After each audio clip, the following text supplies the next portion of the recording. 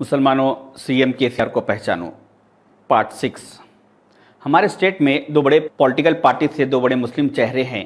TRS से जनाब मोहम्मद महमूद अली साहब, कांग्रेस से जनाब मोहम्मद शब्बीर अली साहब। इन दोनों के नाम में तो बहुत कम फ़र्क है, आइए देखते हैं कि इनके कामों में कितना फ़र्क है। इन पॉलिटिशियंस के फैसले, डिसीशंस हमारे बच्चों पर और हमारी नस्लों पर बहुत बड़ा असर कर सकते हैं, इसीलिए हमें इनके बारे में जानकारी रखना बेहद ज़रूरी है। पॉइंट 1, कांग्रेस के दौर इख्तिदार में शब्बीर अली साहब ने 56 engineering colleges for minorities sanction किया था और साथ ही साथ उन्होंने फीस रीइंबर्समेंट की स्कीम स्टार्ट की थी।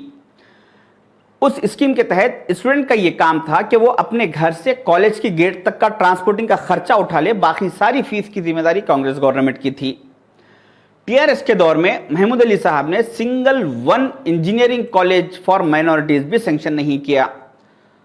अलबत्ता जो 56 कॉलेजेस शब्बीर अली साहब के दौर में जो इशू हुए थे, उसमें से 45 कॉलेजेस को किसी को कुछ बहाना बनाकर बंद कर दिया। अगर एक कॉलेज में 400 इंजीनियरिंग सीट का अगर आप हिसाब रखें तो 45 कॉलेजेस में होते हैं 18,000 सीट्स। एक साल में 18,000 मीन्स टीआरएस के 7 साल के दौर इख्तिदार में 1,26,000 मुसलमान बच्चों को टीआरएस गवर्नमेंट ने इंजीनियरिंग जैसी तालीम से महरूम कर दिया। मैं आपको चैलेंज के साथ कह रहा हूं, अगर किसी को टीआरएस के दौर में एक engineering college for minority sanction हुआ तो उसका नाम और उसका एड्रेस मेरे फेसबुक मैसेंजर में या कमेंट बॉक्स में दीजिए। मैं उस कॉलेज के गेट के पास जाके ठहर के माफी चाहूंगा। मुझे मालूम है आप नहीं बता सकते। पॉइंट 2, कांग्रेस के दौर में शब्बीर अली साहब ने 48 उर्दू लाइब्रेरी सेंक्शन किया था। टीआरएस के दौर में सिंगल वन उर्दू लाइब्रेरी भी सेंक्शन नहीं हुई। अलबत्ता महमूद अली साहब ने इस 48 में से 33 उर्दू लाइब्रेरीज को किसी को कुछ बहाना बनाकर बंद कर दिया। पॉइंट 3, शब्बीर अली साहब ने उनके दौर में 65 computer training centre for minorities start किया था। टीआरएस के दौर में एक कंप्यूटर ट्रेनिंग सेंटर भी स्टार्ट नहीं हुआ। अलबत्ता वो 65 कंप्यूटर ट्रेनिंग सेंटर्स को बंद कर दिया गया।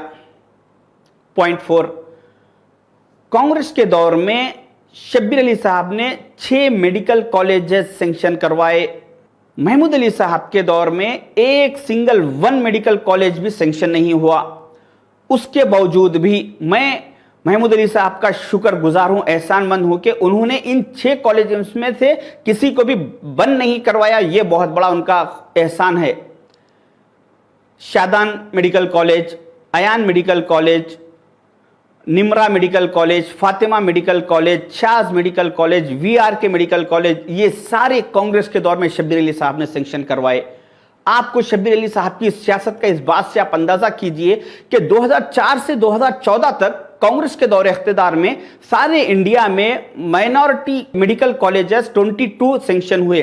उन 22 कॉलेजेस में से 6 कॉलेजेस शब्बीर अली साहब ने हमारे स्टेट को लेकर आए और बाकी 16 कॉलेजेस सारे इंडिया के अदर स्टेट में डिस्ट्रीब्यूट हुए।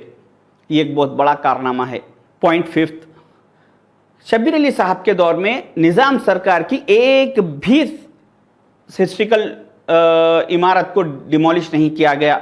वहीं टीआरएस के दौर में करीब 11 हिस्ट्रिकल प्लेसेस ऑफ निजाम सरकार को डिमोलिश कर दिया गया, जैसा कि सेक्रेटेरिएट है और उसमें एक हवेली थी और वरंगल जेल थी। ऐसे कई हिस्ट्रिकल प्लेसेस को टीआरएस के दौर में डिमोलिश कर दिया गया। पॉइंट 6, टीआरएस के दौर में 6 मसाजिद की शहादत का महमूद अली साहब पर इल्ज़ाम है, जो हम सबके सामने है। सेक्रेटेरिएट की 2 मसाजिद, अंबरपेट की मस्जिद और हयात नगर की मस्जिद, ऐसे कई 6 मसाजिद को शहीद कर दिया गया। वहीं कांग्रेस के दौर में शब्बीर अली साहब पर एक मस्जिद की शहादत का इल्ज़ाम है, मस्जिद फारूक आजम एयरपोर्ट, शमशाबाद एयरपोर्ट की। जब मैंने उस मस्जिद के बारे में तहकीक किया तो वो मस्जिद आप विकिपीडिया ऑफ शमशाबाद एयरपोर्ट और जीएमआर की वेबसाइट से आप डिटेल्स ले सकते हैं कि वो मस्जिद 1997 में एयरपोर्ट का काम स्टार्ट हुआ और 2000 में चंद्रबाबू नायडू साहब ने उस 5000 एकड़ एयरपोर्ट की ज़मीन को एक्वायर किया और 27 नवंबर 2000 को जीएमआर से एग्रीमेंट होकर साइन हो चुका। उसके बाद उसी वक्त 2000 से 2002 तक सारे वो 5000 एकड़ ज़मीन का को लेवल किया गया और सारी इमारतों को डिमोलिश कर दिया गया। ये सारी डिटेल्स वेबसाइट पे, जीएमआर की वेबसाइट पे मौजूद है। उससे ये पता चलता है कि 2004 से पहले यानी 2002 में ही उस मस्जिद को शहीद कर दिया गया। 2004 में कांग्रेस की गवर्नमेंट आई। पॉइंट 7, कांग्रेस ने 4% मुस्लिम रिजर्वेशन का वादा किया और उसको शब्बीर अली साहब ने पूरा किया, जिससे कि हर साल करीब 1,30,000 मुसलमान बच्चों को इससे गवर्नमेंट जॉब्स में और एजुकेशन सीट्स में, बल्दिया इलेक्शंस में, हर चीज़ में फ़ायदा हुआ, जिससे कि पिछले 15 साल में करीब 20 लाख मुसलमान बच्चे इससे फ़ायदा उठाए। वहीं केसीआर साहब ने 12% का वादा किया मुस्लिम रिजर्वेशन का, जो 1% भी नहीं दिया। उल्टा जब किसी ने महफिल में उठ के केसीआर साहब से पूछा, 12% रिजर्वेशन के ताल्लुक से सवाल किया, तो केसीआर साहब ने कहा, बात करते बैठो, खामोश बैठो। वही 12% ही बोले, खामोश बैठो। बैठो ना, तुम्हारे बाप को बोलूंगा, क्या बात है। तो ये हालत केसीआर साहब और टीआरएस के दौर में मुसलमानों की, महमूद अली साहब के दौर में मुसलमानों की हो चुकी।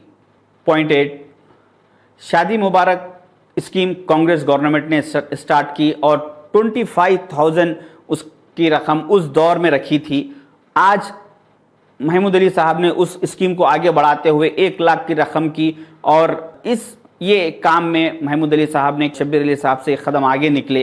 पॉइंट 9, कांग्रेस के दौर में आपको हर चीज़ की आज़ादी थी। आपको जान के हैरत होगी कि नबी करीम सल्लल्लाहु अलैहि वसल्लम को ऊंट का गोश्त काफ़ी पसंद था।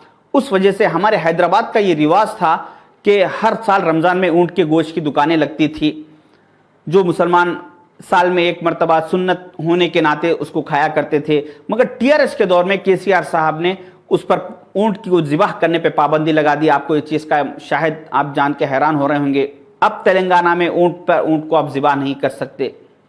तो ये इस सारे ऐसे 1000 पॉइंट्स है बताने के लिए, मगर वक्त की वजह से मैं आपको मुख्तसर बताया। इंशाल्लाह आगे और बताऊंगा। किसी भी कौम का ईमान देखने के लिए उसको 4 चीज़ों में आजमाया जाता। केसीआर साहब ने भी हमें 4 चीज़ों में आजमाया। पहले हमें तालीमी दुनिया से महरूम करके देखा, दूसरा हमारी मस्जिदों को शहीद करके देखा, तीसरा हमारी तारीख़ी इमारतों को ज़मींदोज़ करके देखा, चौथा हमारी कुछ खाने पीने की सुन्नतों पर पाबंदी लगा कर देखा। जब ये 4 चीज़ों में भी तेलंगाना में हम सोते रहे तो मैं समझता हूँ कि केसीआर साहब को ये अंदाज़ा हो गया कि ये कौम सो रही है, अब ये उठने वाली नहीं है, इनको एक प्लेट बिरयानी, एक कुर्ता पैजामा दे दो और अपना जो काम है वो काम करते रहो। तो ऐसे आरएसएस मिजाज के लोगों से हमें होशियार होना चाहिए। इसमें इन सारे कामों के बाद ये सारे पॉइंट जो कि एक एक बात इसमें हक बात है, इसके बावजूद भी अगर हम नहीं सुधरे तो इसमें केसीआर साहब की या महमूद अली साहब की नहीं, इसमें हमारी खुद की गलती है। हमें चाहिए कि उठे, हमारे हुकूक के लिए हम आवाज़ उठाए। खुदा हाफिज़।